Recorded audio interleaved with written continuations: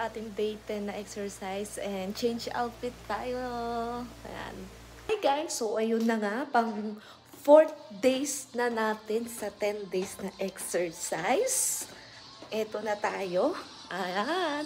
So pababa na tayo ngayon kasi pang 4th day na natin ngayon. Oh, outfit check! Ayan. Okay. So ready na tayo sa ating pang 4th days.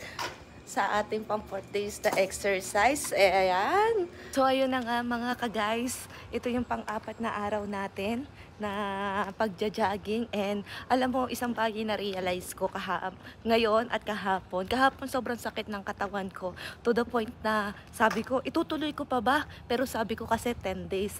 So doon ko na realize napakaganda talaga kapag meron kang sinasabi, dinideclare, alam mo kung hanggang saan. So sabi ko 10 days hindi po pwede ka ako na hindi ko ituloy kasi nasabi ko na 10 days, diba? So parang ganun din sa goal, kapag may inaabot ka hindi pwede, do whatever it takes. So kahit masakit yung katawan ko kahapon, tinuloy ko pa rin. And right now, wala na yung sakit kasi ayun, nasanay na. Bugbog na, char.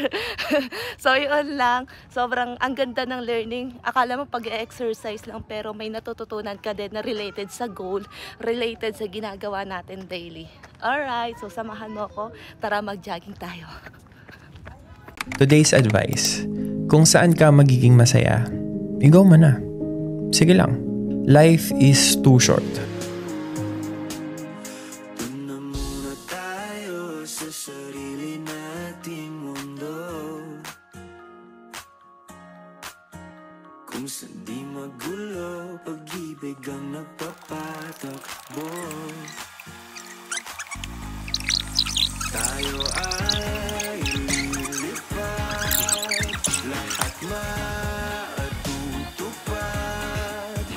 Doon na muna tayo sa sarili. Hi mga ka-vlogs and mga ka-guys. So right now, tapos na tayo mag-jogging, mag-sit up and mag-curl ups ng 120. Grabe, naging 120 kasi nag-video, hindi pala na video, diba? Kaya nag-120 tayo. And ayun, masasabi ko na grabe, natapos natin ang pang-4 na araw and 6 days to go. And see you, abangan, diba? Samahan nyo pa ako sa magiging journey natin, straight tong 10 days na to. And excited ako sa 5 days ko tomorrow. So yun lang mga ka-guys.